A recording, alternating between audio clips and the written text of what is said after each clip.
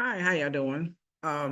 This is my second recording, so I think I missed some significant information on the first recording. So I'm gonna redo this recording with my current sit. This is my last sit while here in Australia. It's in a town called Sale, Victoria. I have two lovely animals. One is a Cocker Spaniel, um, a Cavalier Cocker Spaniel. The other one is a rescue dog, looks like a poodle mix. Um, and yeah, the classification here, when they say rescue dog, a lot of times they don't even put what breed the dog is, which is interesting to me. But anyway, that's the thing here.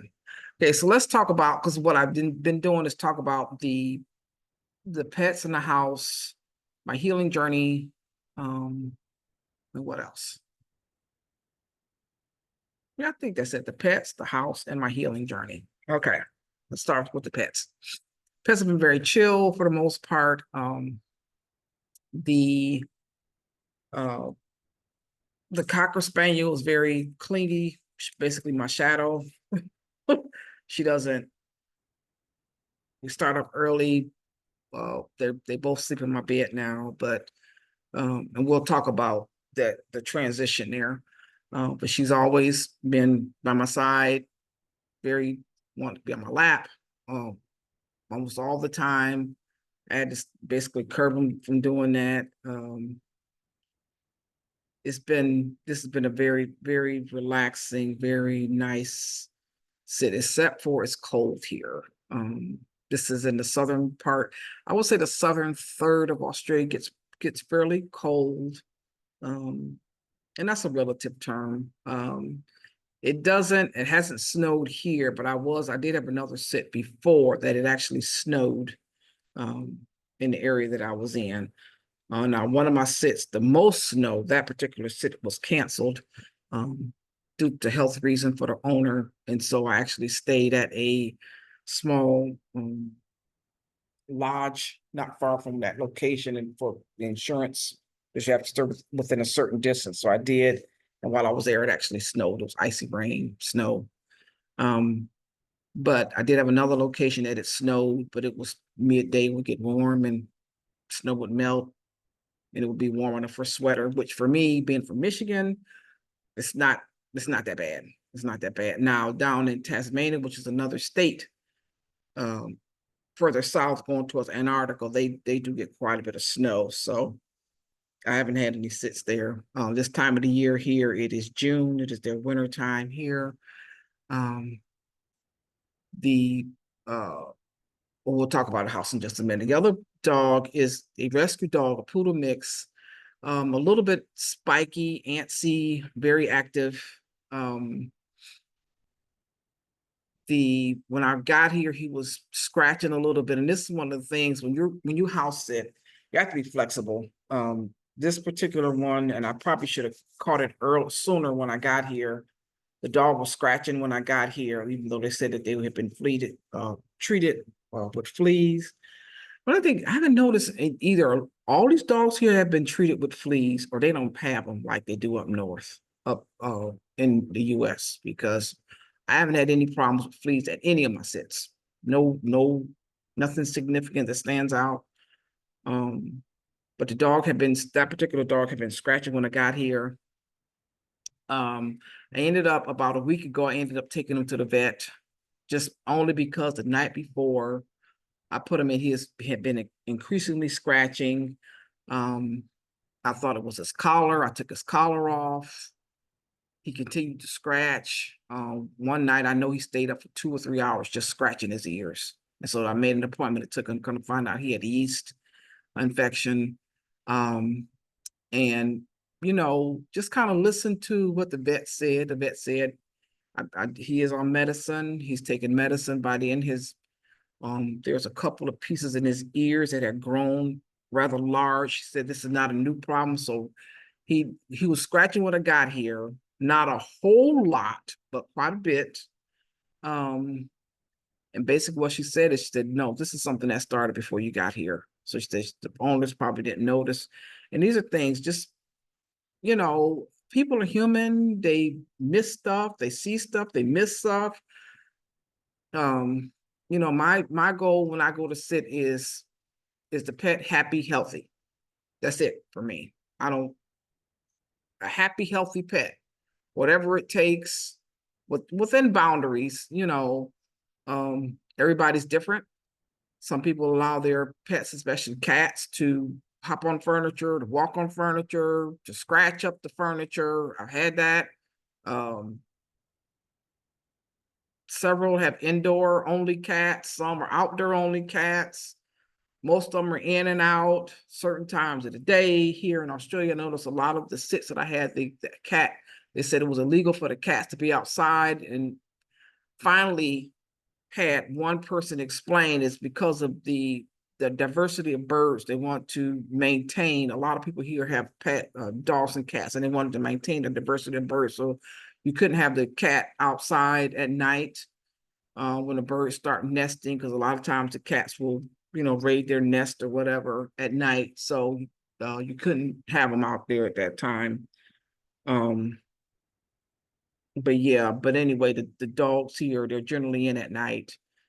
They don't like to be outside anyway. They get outside, and after they, especially her, once they get outside and run around and use the bathroom, she's ready to come in, especially if it's cold or raining or something like that. Every now and then, I think one day they were chasing after a cat in a tree. They were out there for almost 3 hours. I couldn't see the cat just because of the foliage. I managed to get a nap. And when I woke up, they were still out there barking.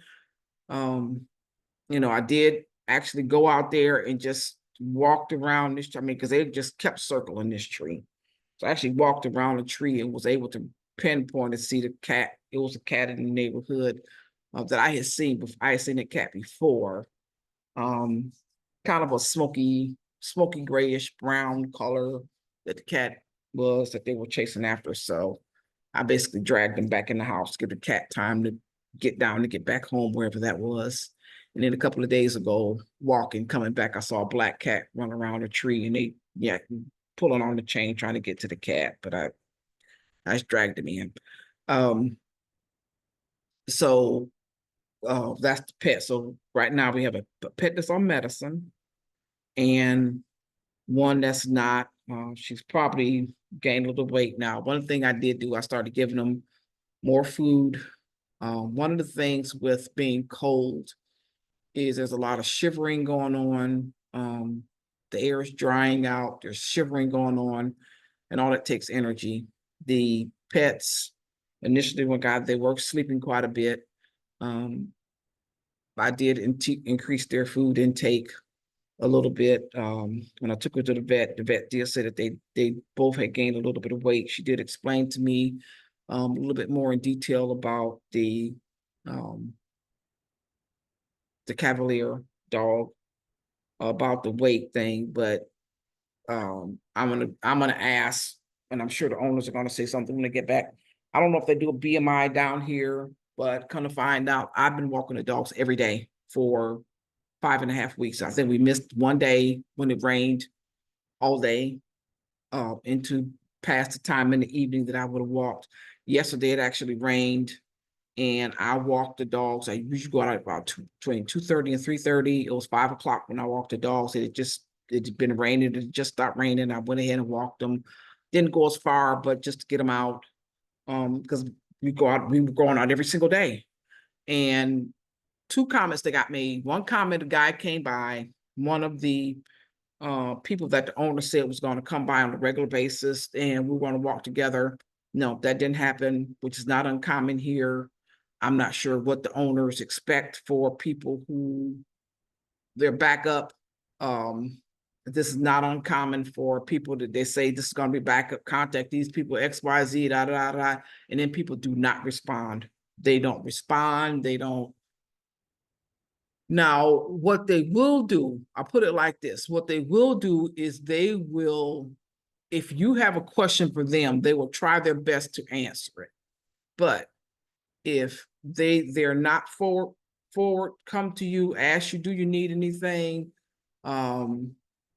And actually, you know, what I classify is they don't want to be seen the level of racism that I've experienced is white people don't want to be seen as helping or assisting a Black person. I've seen it time and time again in my sits. People don't show up until either they'll show up at the very beginning, maybe, or toward the very end. I think just to say that they showed up. One of my sits, the owner said that they would, the neighbors were going to check on me to see if I needed anything. These neighbors came by almost a week after I had been there. They didn't know that the owner had actually approved for me to use the car, because it came by, was like, we just wanted to check on you to make sure if we could take you to the store or something like this. It was a week into this sit. And I never told him that the owner let me use the car. I just told him, no, thank you. It's like, well, the bus is not regular here and you might need some groceries or stuff like that. So, and they were kind of standoffish too. So I was like, no, thank you. I'm good. But there was another sit that owner said that I had to leave out of the country, go in and out. And I think I posted about that, going in and out of the country to satisfy my visa requirements. It was 2 days. I left early. He had keys, had instructions to feed the cat, water. I get back, no food. The cat had no food in the food bowl. The cat had thrown up. Water was missing. The cat was basically drinking water out of the bathroom. Very distraught. It took me a few days to really calm the cat down. I could tell that he felt like he had been betrayed. I had betrayed him. So there was that I had to deal with the cat. But anyway, I'm just saying, in Australia here, the racism level, from what I've understood, is that they don't want, white people don't want to be shown helping Black people, period. And one of the things, what can I say?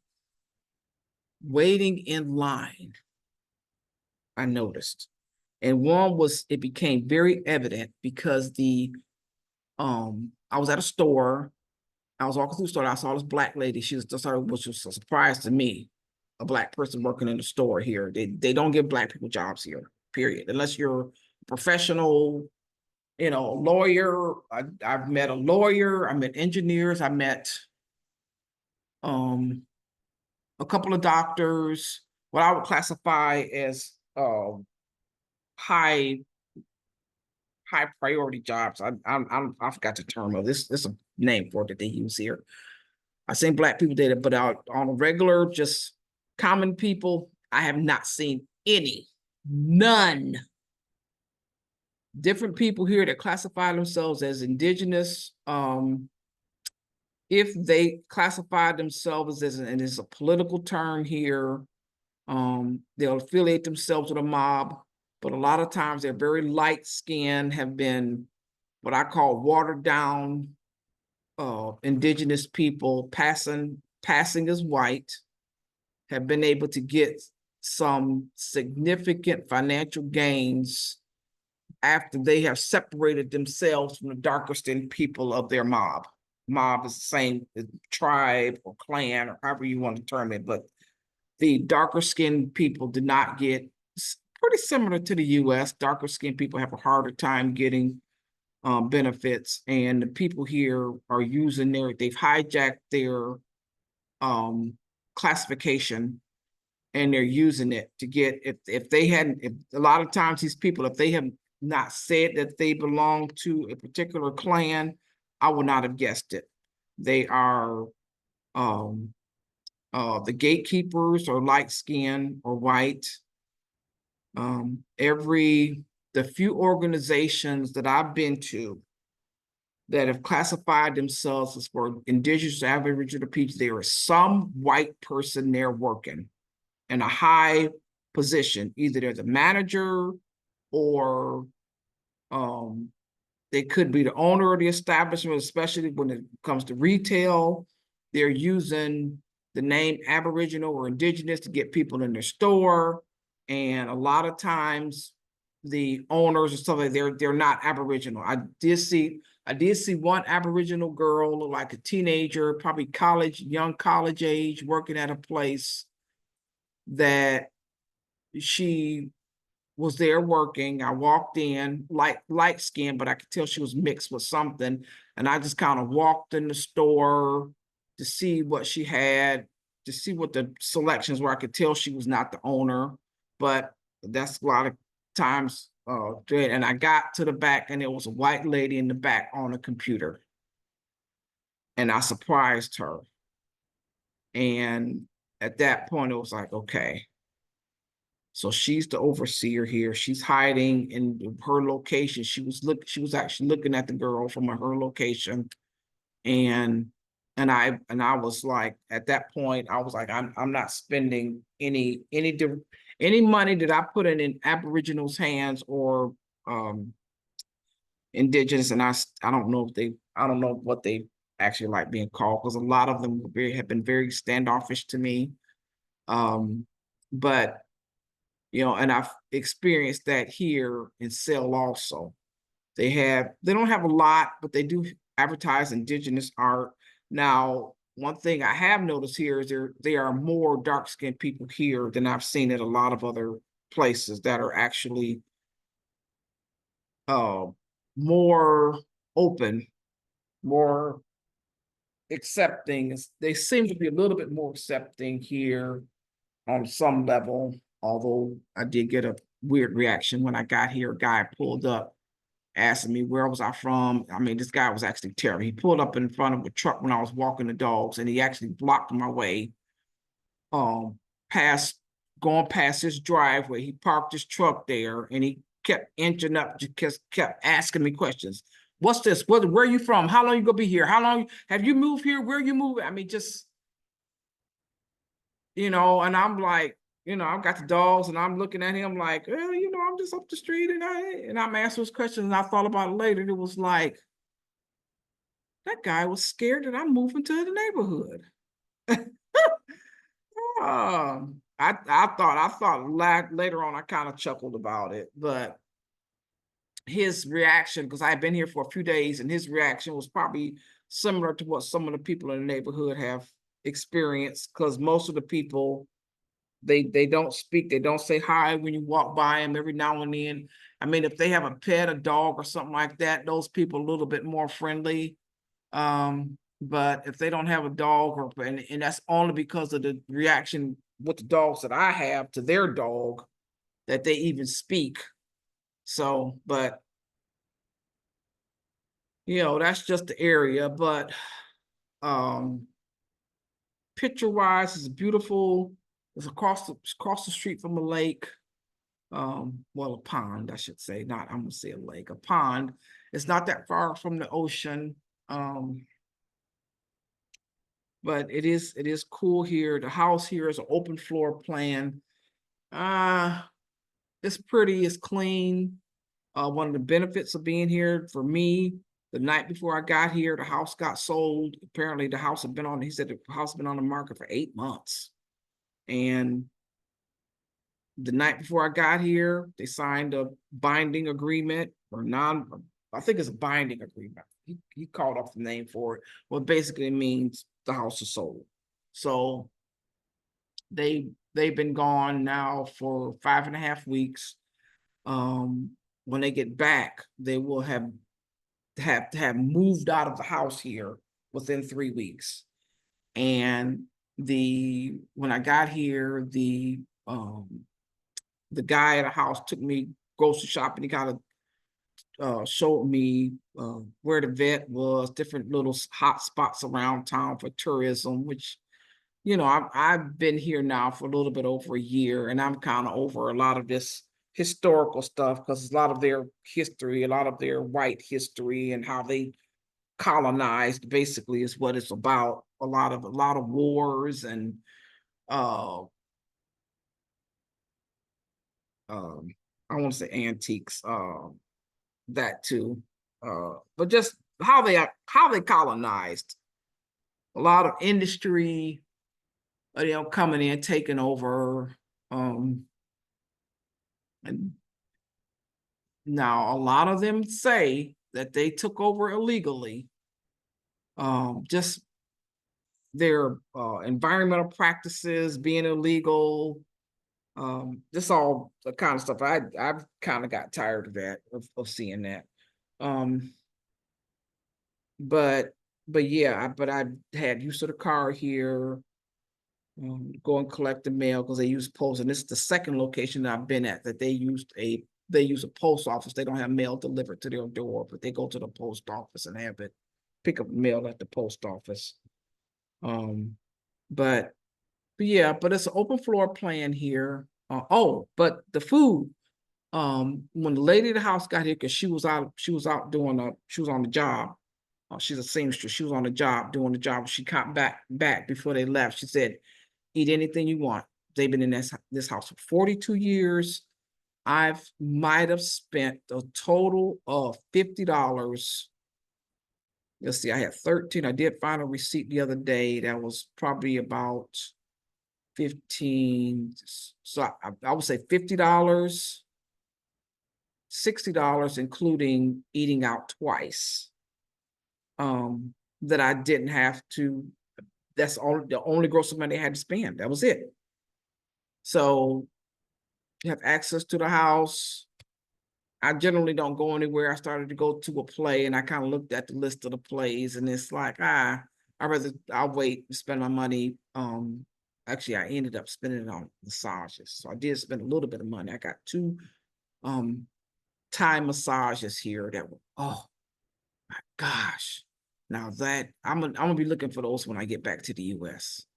That was the best massage I've had in my life. Oh my gosh. The first time I got it, it was for 90 minutes. The second time I got it, I went back and I got the second one, and it was an hour. But the first one, I was really kinked up. The thought of going back to the US.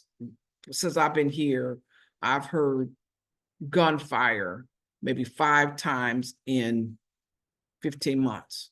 Back in the US, I would have heard 5 times in a week. And so some of that, and then the politics going on in the US, I get text messages, people asking for donations, and they're going through all these explanations, and I don't, that I'm dreading that. Absolutely dreading that. And that whole micro manage, just constant barrage of news, and here it's a kind of a minimalistic type environment. Australia as a whole, they're trying to get more, unfortunately, seems like they're trying to get more like the US, consumerism, inflation here. A lot of the farmers have gone out of business. So food prices here starting to creep up, because they don't have a lot of the safety net that the US have. I'll put it like this. The white people here don't have a lot of the safety net that the white people in the US have. Okay. As far as farm losses, they don't have the base.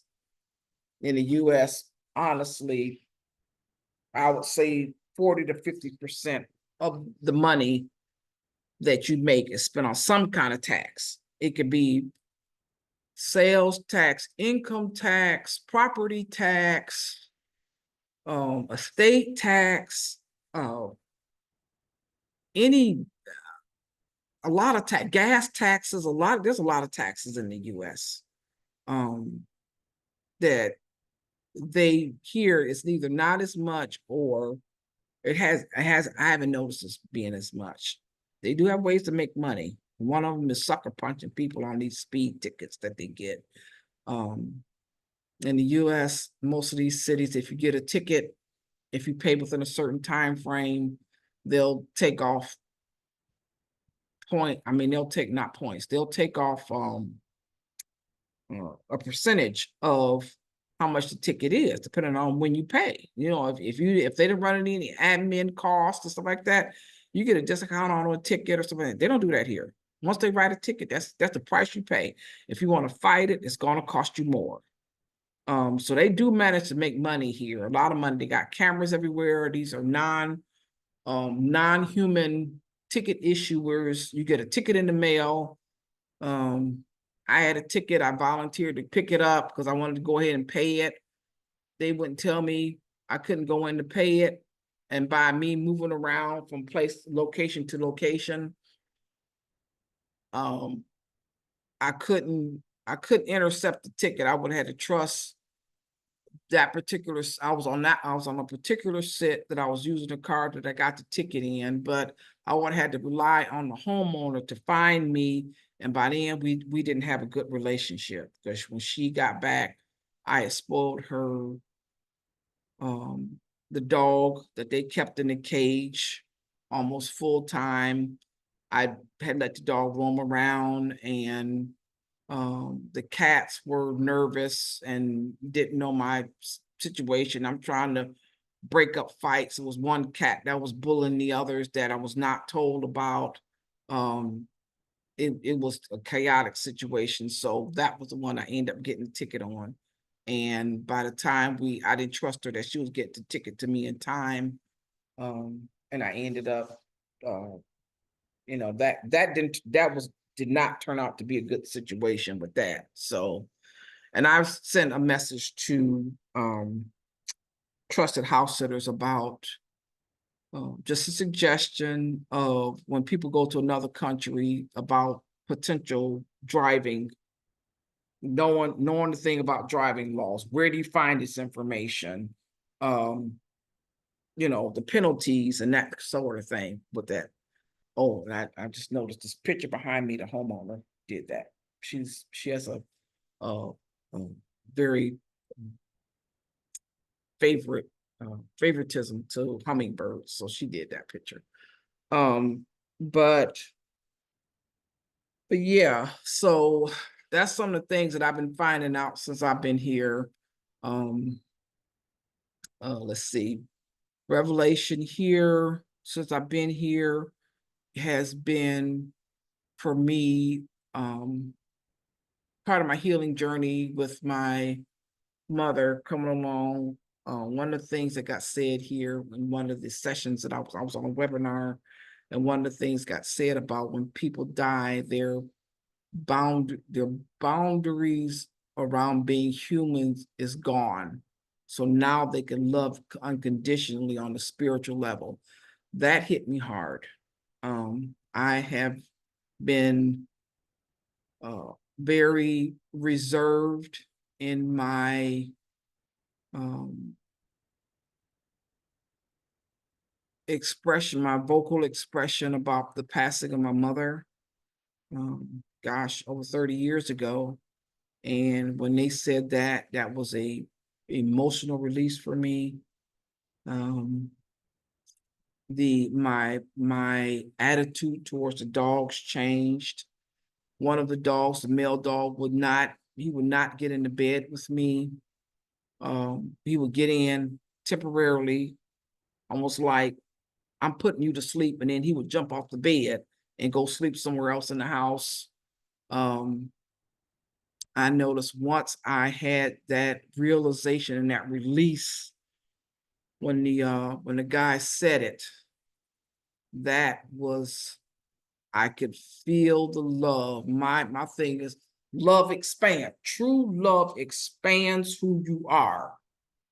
It just does. It expands, and I could feel a combination of the release. I did have to spend 2 nights in the bed by myself because I was crying too much. I was crying, I was shaking, I was releasing 35 years of guilt around, how can I put it? Well, honestly, it was guilt around being glad that your mother died. In the Black community, that is an absolute no-no. Absolutely not. I have had people that I've known for a time period, some months, some years, when I tell them that's the end of our friendship. That's it. because their relationship with their mother has been so loving, kind, especially if their mother had passed away and they were close. That has been a friend ender in the with Black people that I know. That's it. And probably a few white people. Well, I'm gonna classify them as friends, but yeah, that's it. When I tell people that, and I've gotten to the point, I don't, when I'm talking to somebody and I'm being honest and upfront with them, that might come out, and that's my truth. And a lot of times that's the end of the friendship. So I got to the point where I stopped telling people. I don't talk about it. Um, so uh, but yeah,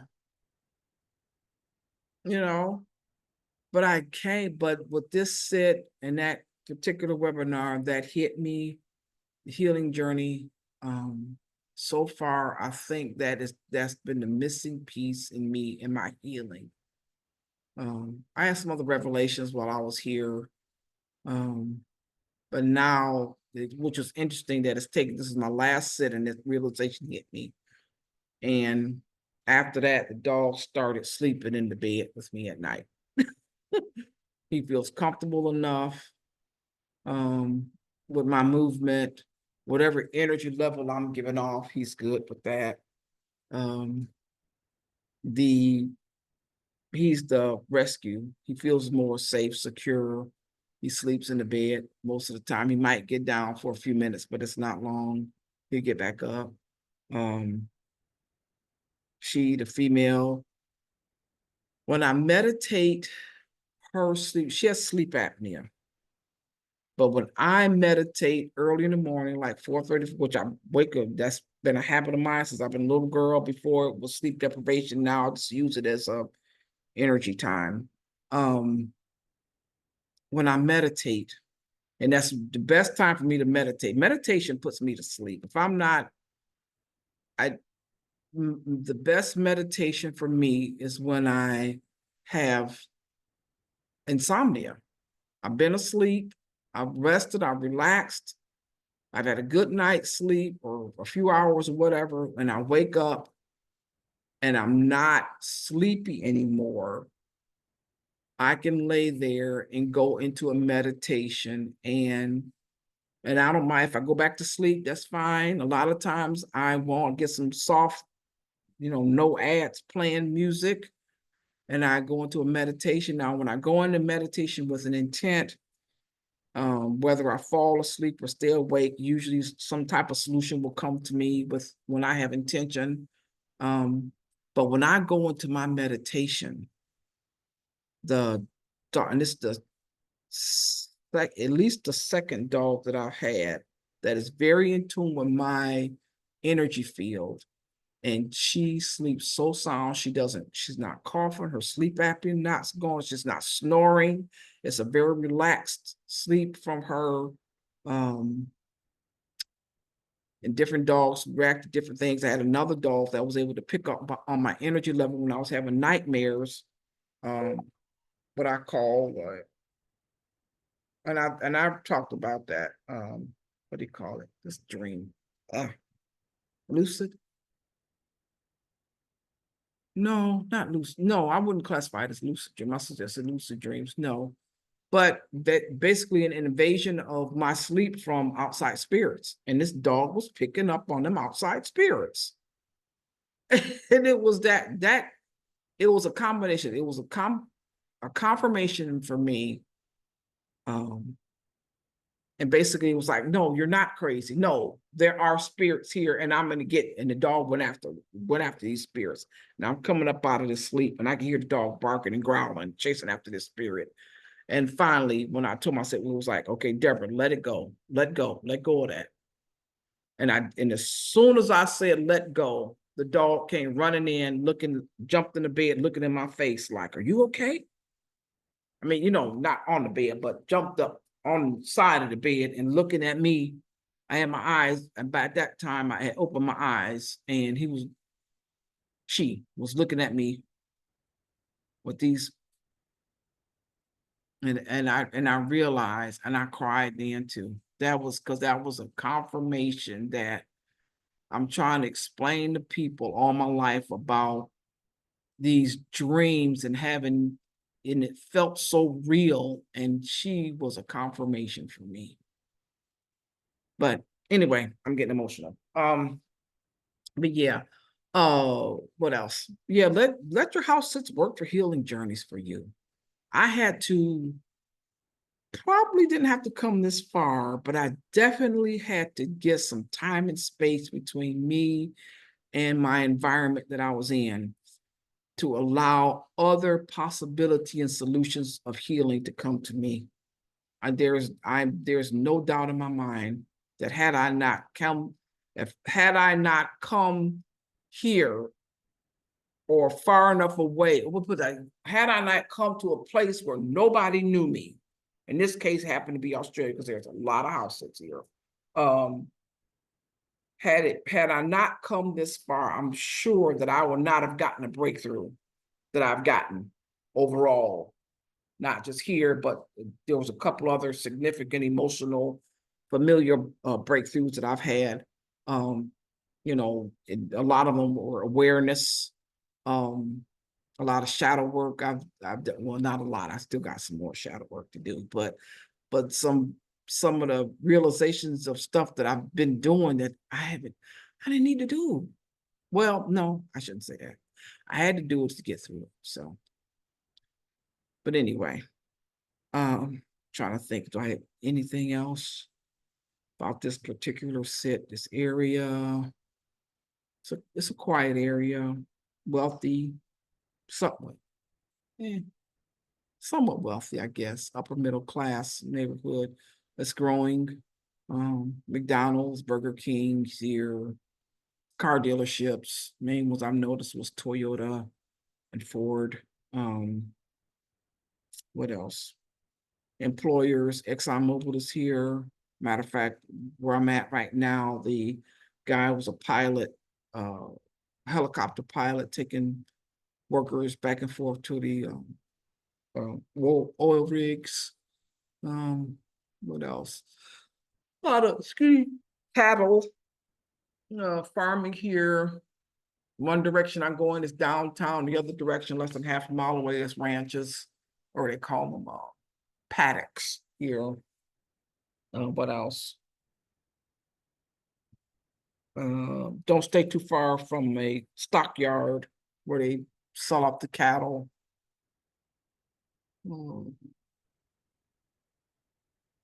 There's an Air Force pilot training facility here. Those are ones that I can think of offhand. There's a place that does cruises here, expensive cruises that I would not pay for. They have port of sale here, and apparently they do expensive excursions. I put it like this: I wouldn't do it. I mean, you might small boat, but I'm good. I'm okay with that. I don't think anything else. I have been to the ocean from here. It's about 30 minutes to the ocean. Decent, okay beaches. Different elevations going up in the mountains. There's an area where you can go in on one side to the ocean. It's got a little bit of a lower elevation. Then on the opposite side, there's a lot of creeks and canals and stuff with a lot calmer waters. I've seen a lot of, went to an area where there was black swans. That was beautiful. The what else? Going into, it was a national forest, dirt road going in. I probably have a few campsites throughout there. This is off season, so a lot the administration facilities were closed, so I didn't get a lot of questions answered. But it was different foliage and stuff growing in there. Beautiful, beautiful scenery. It wasn't too cold when I went in there, although on the ocean side, the water was quite a bit colder. My goal was sticking my feet in. I've been able to collect some rocks, some beautiful rocks while I've been here. That's been all over Australia that I've had some rocks at. But yeah, I've very much enjoyed this. Once I leave here, I'll be leaving here in the morning. I have two, because the owners will be back today, a little bit later on, probably in the next few hours. I've had, I'll be spending a couple of days in Sydney, probably less than 48 hours. So it's gonna be kind of ducking in, getting some decent sleep, going out, just trying to see what's around town. I'll probably end up finally riding on this big red bus that I didn't know was a franchise, but yeah, I'll probably get on that. I'm gonna try to get in a little bit early. My flight is not until 3 o'clock in the afternoon. I'm gonna try, if I get to the airport in time, I'm gonna try to go on an earlier flight. If I can get something at 1 o'clock or something, if they'll let me go in on standby, that would be great. But if not, I'll get there around 5, 6 o'clock in the evening, which will be dark. But be able to get up early in the morning and get out and see a little bit of Sydney. I won't be able to do as much as I thought I was going to do because I didn't realize the time frame that I would be there less than 48 hours. But I'll probably, hopefully, I've been looking for something going on at the Opera House, but maybe I'll just go do a walkthrough, a tour or something like that if it's open, if I can get in. Just do a walkthrough and probably find them. I don't know. I did want to try some different foods and stuff that they see in the area. Probably get by one of the malls there. Pay my tributes to Bondi Junction. There was a guy that killed some people there about 2.5 months ago. I'll probably get by there and pay tribute to that, to those people that passed away. But what else? Yeah, but I'll get to a couple of places, and that'll be it for Australia. And I came here with no expectations other than getting from sit to sit to sit, and the healing journey has been overdue. Okay, it really has been. It's been overdue. But here's the second part of my life. I classify myself as just a little bit above midway, so that means I got at least 50 years to go, and I'm excited about it. Okay. All right, y'all. Talked enough. I'll talk to y'all later. Thanks for joining me. Bye. Okay, if you have any comments or anything, any comments or revelations of your own while you're out here traveling in these streets, doing house sits, or if you're interested in house sitting, let me know. I'll probably post my link to, there's 2 places that I trusted house sitters to get me here, in Aussie House Sitters. Trusted House Sitters is global. Aussie House Sitters is mainly in Australia and the UK. Okay, so I'll post my link in there. If you got any questions, comments, concerns, or anything else that you want to really know, what you want to discuss, or whatever, put them in the comments. Okay, thanks a lot. Y'all take care. Oh, click like, please. Join me if it resonates with you. Okay, all right, y'all take care. Bye.